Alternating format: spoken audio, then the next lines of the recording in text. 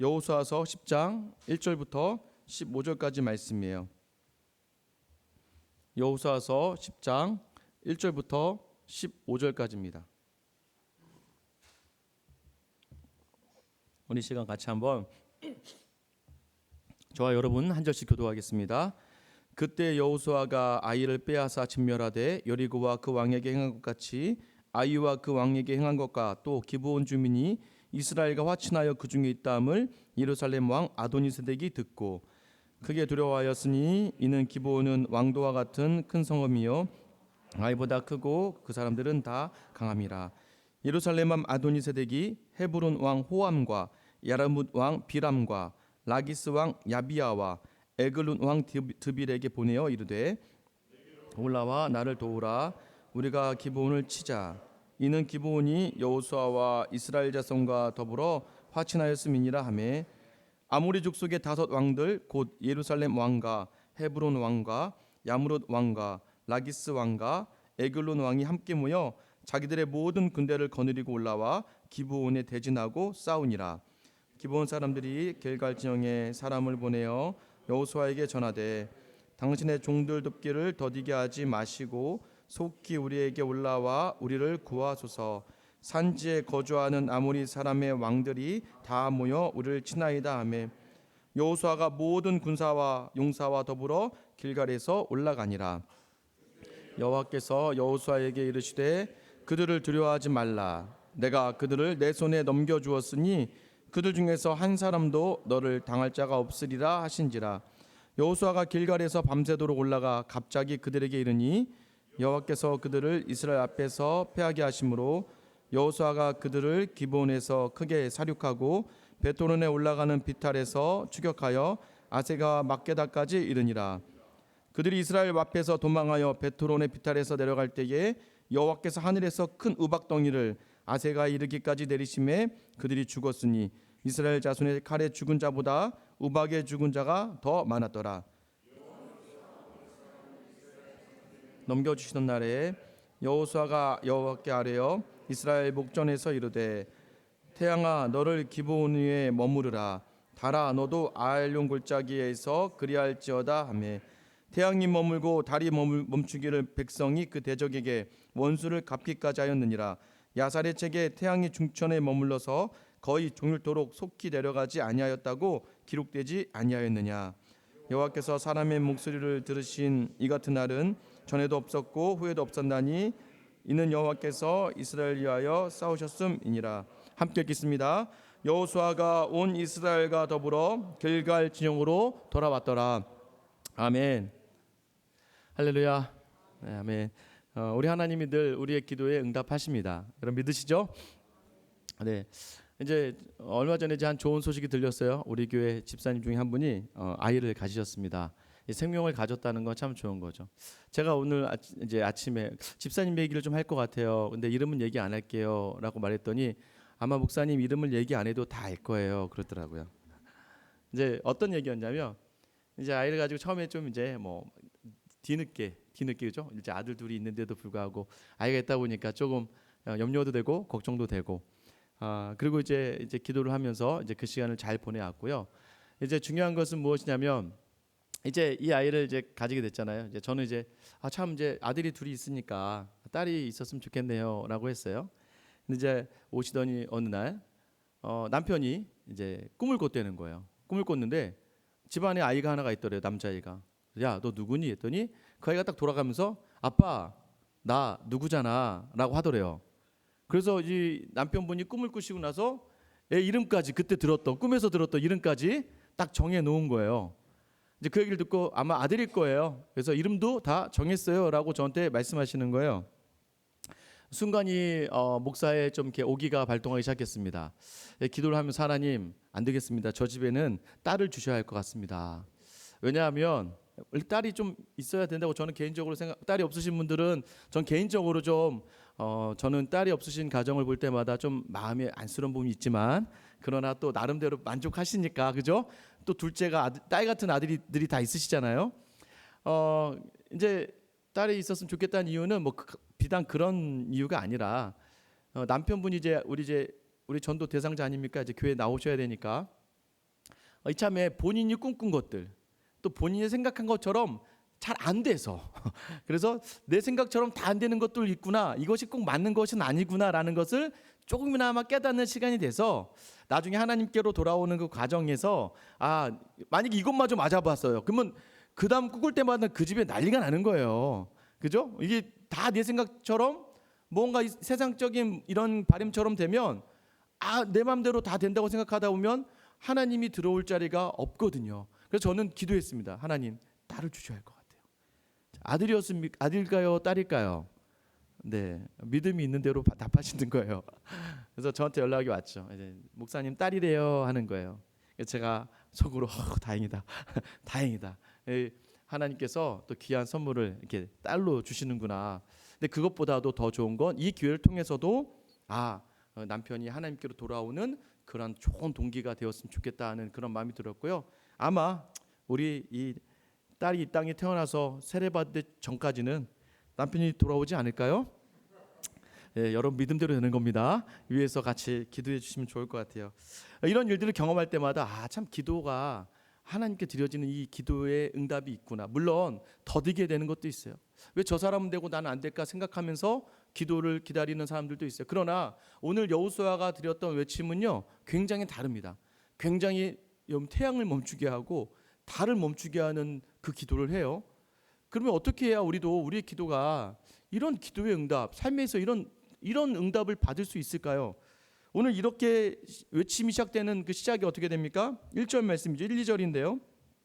그때에 여호수아가 아이를 빼앗고 진멸하되 여리고와 그 왕에게 한 것 같이 아이와 그 왕에게 한 것과 또 기브온 주민이 이스라엘과 화친하여 그 중에 있다함을 예루살렘 왕 아도니세덱이 듣고 크게 두려워했으니 이는 기브온은 왕도와 같은 큰 성이요 아이보다 크고 그 사람들은 다 강함이라라고 합니다. 자 이제 그때예요. 그때는 이제 이스라엘이 아이성을 진멸했어요. 어느 성처럼요? 여리고 성처럼 진멸하고 나서 우리가 지난주에 나눴던 것처럼 기브온 주민들이 이제 와서 화친을 맺었어요. 이 소식을 듣고 여러 족속 중에 이제 아모리 족속에 속한 남부 쪽이거든요. 아모리 족속의 5개 왕들이 이제 결집하는 건데 그 중에 대장이 누구냐면 예루살렘은 여러분 잘 아시죠? 예루살렘 왕 아도니세덱이라고 하는 왕이 듣고 두려웠대요. 왜 두려웠냐면 기브온이라는 이 나라가 큰 나라였다는 거예요. 그 지역에서도 굉장히 큰 지역이었고 왕도, 그러니까 수도와 같은 역할을 했었고 심지어는 오늘 본문에서 그들은 다 강했대요. 아이보다도 셌을 뿐만 아니라 그 어떤 민족보다도 셌던 민족이 기브온 족속인데 이들이 이 이스라엘과 화친을 맺었다는 말을 듣고 두려워했대요. 자, 두려워했습니다. 자, 두려운 가운데 있는 이들이 뭘 선택할까요? 자, 이 두려움을 극복하려고 어떠한 방법을 선택하냐면 4절 말씀 보세요. 4절 말씀, 이게 여러 왕들에게 사신을 보냈는데요. 4절 말씀 같이 읽어볼까요? 자, 시작.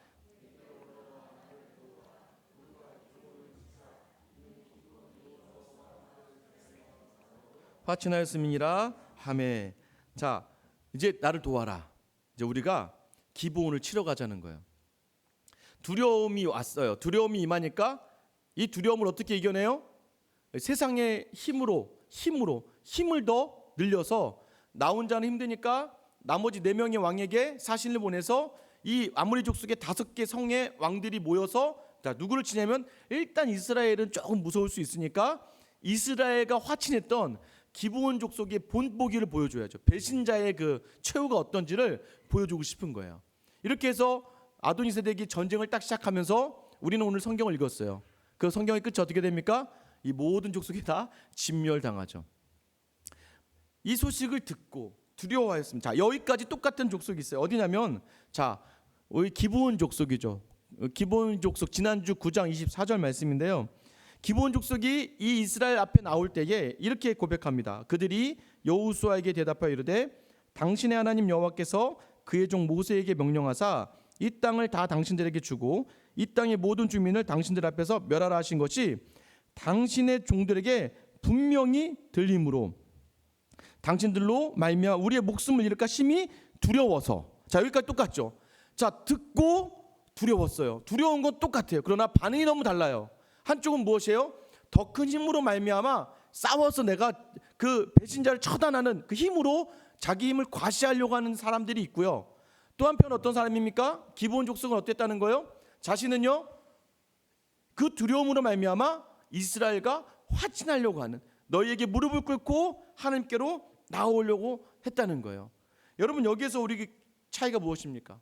말씀이 선포되어지고 소식이 들립니다. 복음이잖아요. 복음이 좋은 소식이잖아요. 이 말씀이 들렸을 때에 어떤 이들은 축복을 받고 어떤 이들은 저주 가운데 임하는 거예요. 여러분, 이것이 어떻게 갈라집니까? 여호수아서 8장에서 우리가 했었죠. 에발삼과 그리심산에서 축복과 저주로 이 이스라엘 진영이 반반 나뉘어 섰습니다. 어떤 자들에게 축복이라고 이야기합니까? 말씀을 따르는 자들은 축복이고, 말씀을 거부하고 하나님을 거부하는 자들은 저주라고 이야기해요. 말씀이 임했을 때 동일하게 두려울 수 있어요. 하나님이 어떤 상황을 주실 때 두려울 수 있어요. 그때에 하나님의 말씀대로 순종하려고 하는 자에게는 복이 되지만, 기브온 족속과 같이, 그러나 그 말씀을 듣고도 불구하고 자신의 힘과 힘의 논리로 가려고 하는 자들에게는 저주다라는 거예요.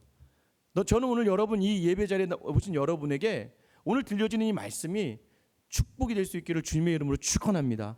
이 말씀이 여러분에 들려지길 원해요. 그리고 두려움 가운데 임하고 더 나아가서는 하나님의 길을 따라갈 수 있기를 축원합니다. 이것이 오늘 여러분에게 바라는 제 소망입니다. 자, 5개 연합군이 모였어요.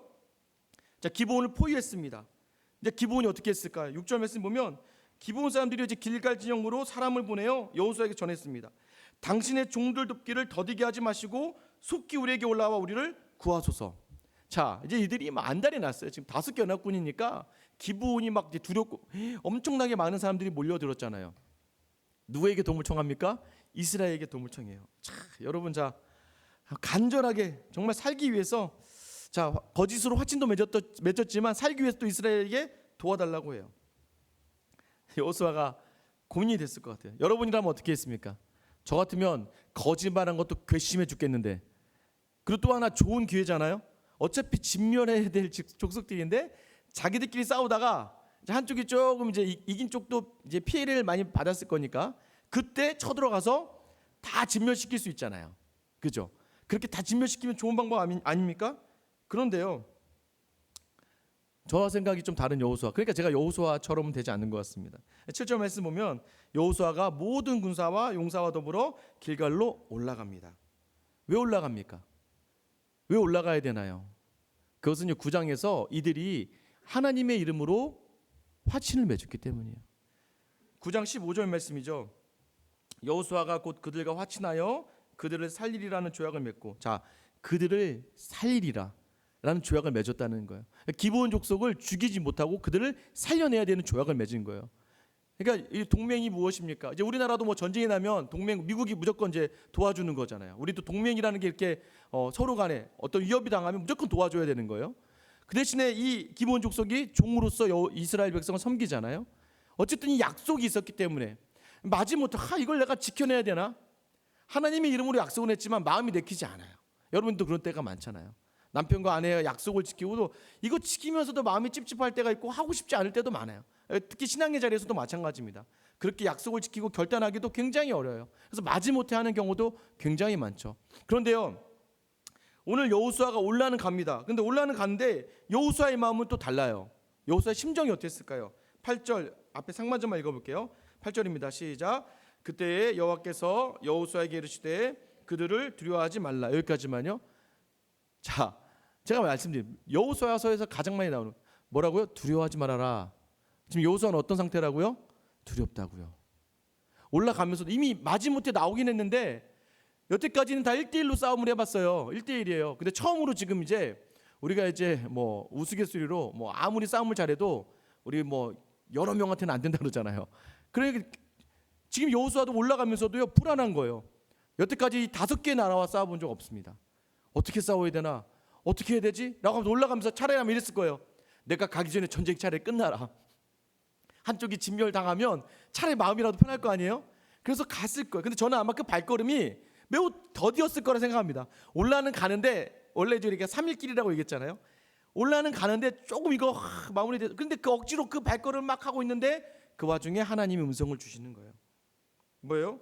두려워하지 말아라. 그리고 무엇입니까? 내가 내 손에 넘겨 주었다. 주리라가 아니에요. 주었다는 거예요. 여러분, 억지로라도 그 말씀을 받고 억지로라도 그 말씀대로 행하는 삶 가운데 이미 우리에게 하나님이 그 간섭하여 주시고 복을 주심을 믿으시기 바랍니다. 그리고 더 나아가서 그들 중에 한 사람도 너를 당할 자가 없다. 여러 명이 너에게 덤비겠지만 그 중에 그 한 명도 너를 이길 사람이 없다는 것을 음성으로 주시는 거예요. 자, 이 음성이 들려질 때 여러분 비로소 승리가 확신이 되는 겁니다. 저는 여러분 이 음성을 들으며 살아갈 수 있기를 소망해요. 언제 들린다고요? 억지로라도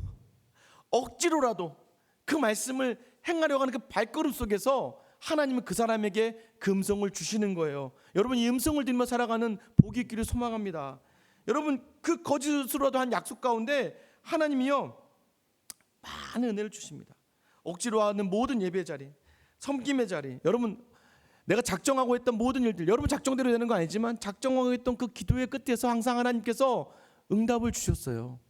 우리가 억지로라도 버텨내던 그 신앙의 자리에서요 하나님이 우리를 돌아보면 채웠던 자리가 너무 많은 거예요.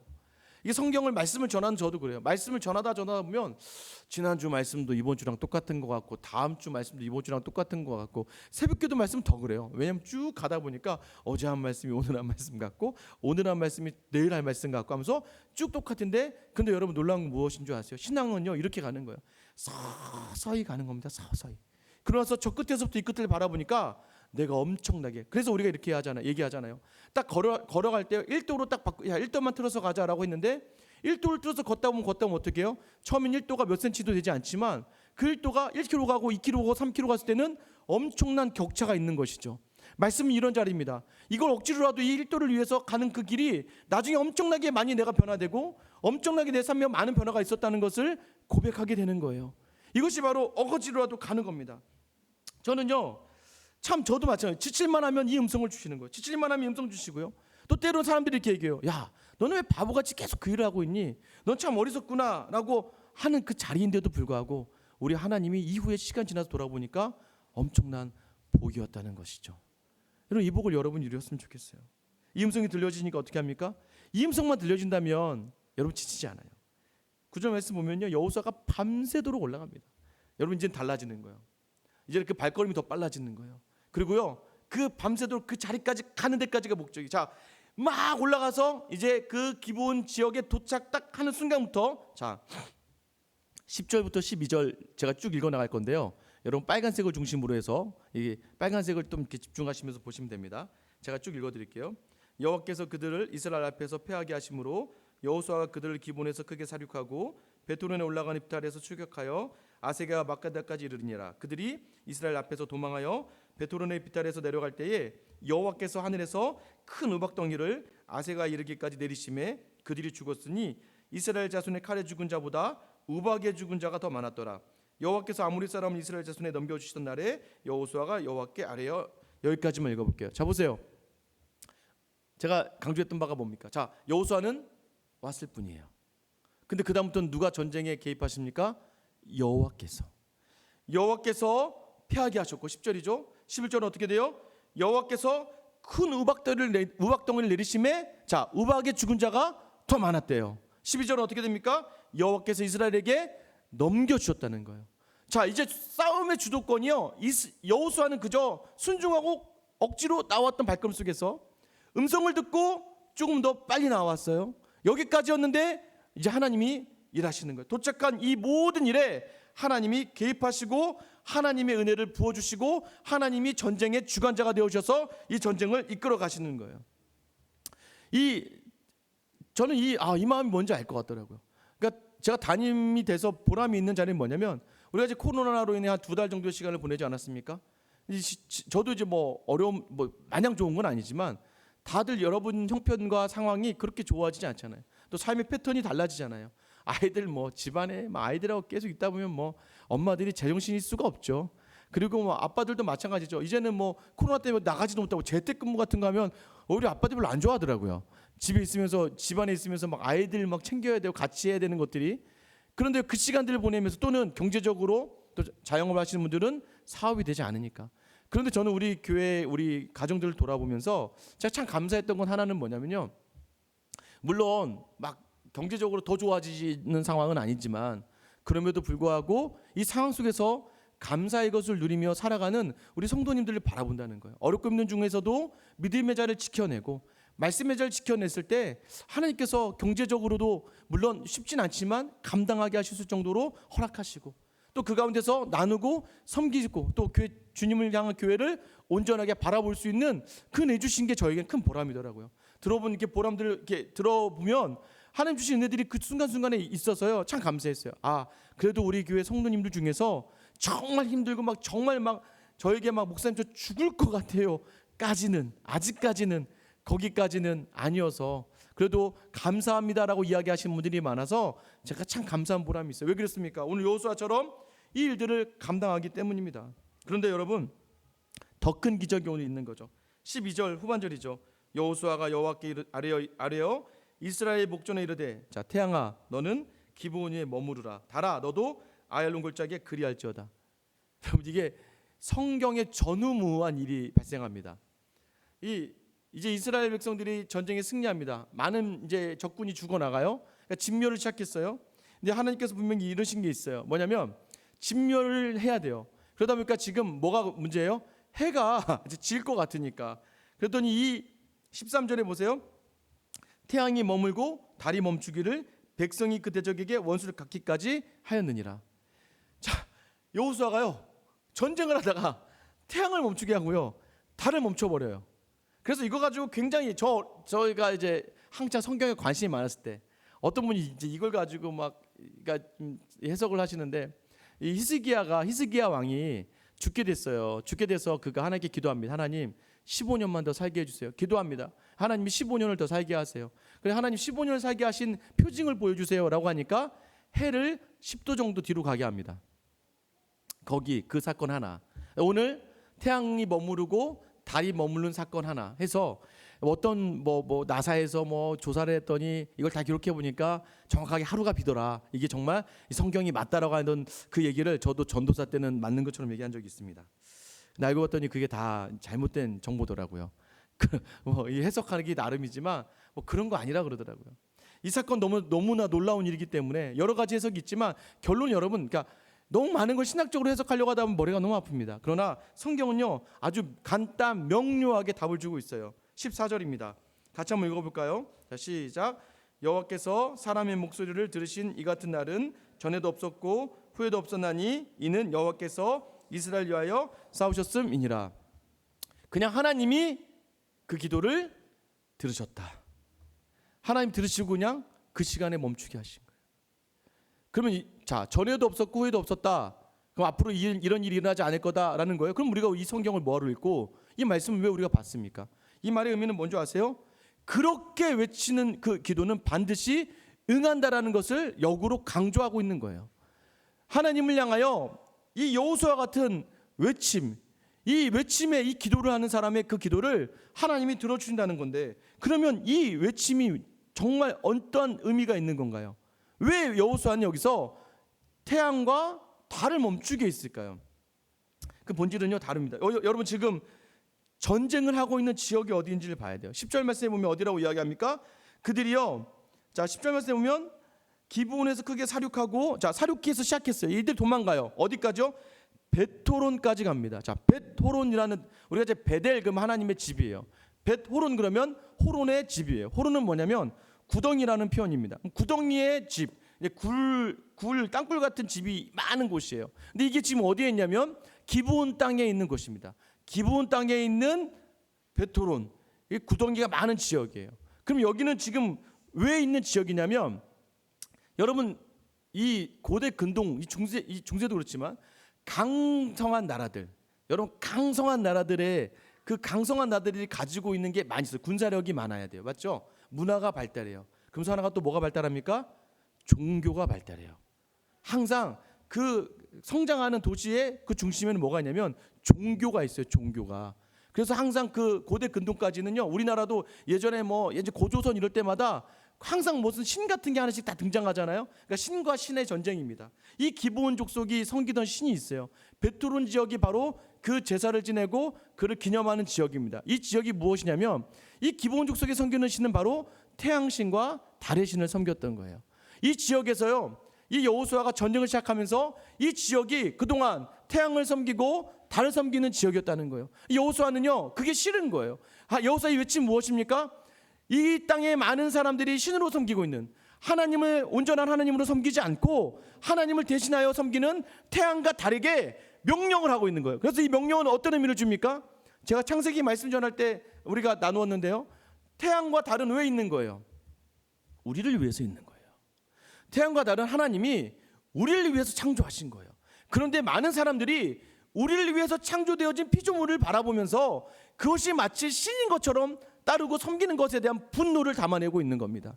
그래서 여호수아가요, 외치는 거예요. 달, 태양, 너 멈춰 잠깐. 그리고 너희를 신으로 섬기는 이 모든 족속을 내가 진멸해버리고 말 거야 라고 외치는 거예요. 그때 하나님이 여기에 반응하시는 거예요. 맞아, 하나님을 하나님으로 온전히 섬기는 그것만이 하나님의 백성이 해야 될 일이라는 거예요. 자, 그러면 우리가 지금 태양을 섬기나요?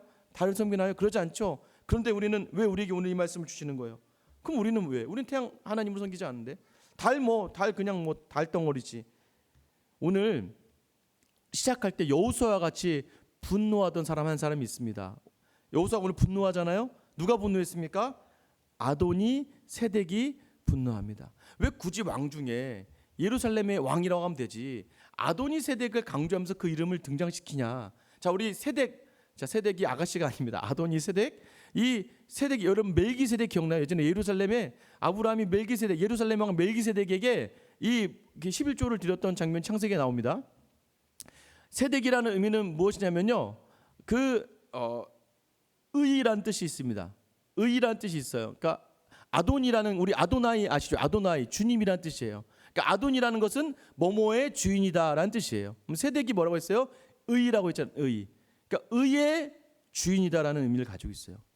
그럼 이제 아도니 세덱은 뭐예요? 내가 바로 그 의, 진리, 내가 바로 어떤 뜻을 정하는 데서 주인이 바로 나다라는 의미를 가지고 있는 것이 바로 이 아도니 세덱이에요. 이 아도니 세덱은 그래서 결국 뭐예요? 왜 이 사람이 분노합니까? 이 친구가 분노해요? 이 모든 세상의 중심이 자기 중심이거든요. 왜? 내가 왕이거든요. 내가 왕이고 내가 살아가는 모든 것이 내 뜻대로 되어져야 되는데, 지금 기브온 족속이 이스라엘과 화친하는 것도 자신의 뜻대로 되지 않는 것이고, 이 땅의 주인으로 내가 있는 것인데 하나님이 자신이 하나님이라고 이야기하면서 이 땅을 빼앗는 것에 대한 분노로 지금 살아가는 그 아도니 세덱을 강조하면서요, 여러분 우리가 태양과 달을 섬기지 않는다고 안 그래요. 우리도 여전히 우리의 삶의 주인을 우리로 생각하고 있다는 거예요. 우리가 어떤 뜻을 정할 때 다 그것이 내가 원함 그대로 바라보고 살아가는 우리를 향한 여호수아의 외침이었다는 거예요. 어떤 외침을 하나님이 들으신다는 거예요? 내 삶의 주인이 내가 되어서 내 뜻대로 내 마음대로 살아가는 것을 철저히 배격하고, 하나님, 나는 하나님이 참 주인이시고 내 삶의 인생의 모든 주권자는 하나님이세요라고 이 믿음의 고백이 담겨진 이 여호수아의 고백이 바로 오늘 하나님이 들으시는 기도라는 겁니다. 사랑하는 성도 여러분, 우리에게 주신 게 무엇입니까? 여호수아는 13절에 이것을 가지고 원수라고 하는 거예요. 원수라고. 하나님을 대적하는 것들, 심지어 나의 의, 나의 뜻, 이것이 바로 잘못되었다는 거죠. 우리는 이 삶과 이 세상에 주관하신 분이 하나님이라는 걸 믿는 고백이 있어야 돼요. 여러분, 예수님께서 칭찬하는 믿음의 고백이 있습니다. 누구일까요? 유일하게 예수님이 정말, 야, 네가 정말 이런 고백을 할 줄 몰랐다라고 하는 그 사람이 누군지 아세요? 바로 베드로예요. 베드로가 뭐라고 고백합니까? 야, 사람들이 나를 뭐라고 이야기하니? 라고 했더니 베드로가 주는 그리스도시요 살아계신 하나님의 아들이시니이다. 주는 그리스도입니다. 이 고백이 굉장히 어려운 이유가 뭐냐면요, 그 고백을 했던 지역이 어디냐면 빌립보 가이사랴입니다. 가이사랴 빌립보예요.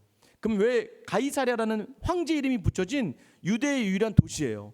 이 말의 의미는 뭐냐면, 예루살렘이 중심지지만 여기는 종교의 중심지고, 로마에서요 이 빌립보라는 지역에 크게 가이사랴 이름을, 황제의 이름을 담아서 도시를 건설합니다. 막 경기장도 있고요, 막 수많은 목욕탕부터 시작해서 여러 가지 문화적인, 또 가이사랴를 신으로 섬기는 그 중심지를 만들어내요. 그래서 이 세상의 모든 사람들은 가이사랴 황제를 퀴리오스, 주님이라고 여겨요. 진정한 인생의 주인이고 참 신이다. 로마의 황제가 참 신이다. 이 말의 의미는 무엇이냐면, 세상의 힘이 우리가 섬겨야 되고 세상의 힘이 우리가 따라야 될 대상이다라고 고백하는 그 삶 속에서, 그 지역에서, 그 세상의 중심지에서 베드로가 어떤 고백을 하는 거예요?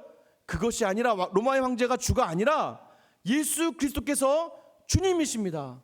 그리고 예수 그리스도께서 살아계신 하나님의 아들이십니다라는 고백을 하는 그 고백을 예수님이 굉장히 귀한 고백으로 받으시는 거예요. 여러분, 예수님의 자리에 서서 예수님을 따라가는 제자의 고백이 무엇이어야 돼요? 여러분, 예수님을 주님으로 고백하시잖아요. 이 고백이 굉장히 귀하다는 거예요. 이 세상의 사람들은 전부 다 세상의 힘과 권력과 명예와 돈을 주인으로 모시고 살아가요. 그러나 우리는 그렇지 않다는 겁니다. 우리는요, 참 구주, 참 주인 대신 예수님을 주인으로 모시고 살아가는 거예요. 그래서 내 삶의 모든 오름의 자리, 내 삶의 모든 맞음이라는 그 자리가 의의 주인으로 내가 되는 것이 아니라 그 의, 그 뜻의 주인은 예수님이라고 고백하며 살아가는 것이죠.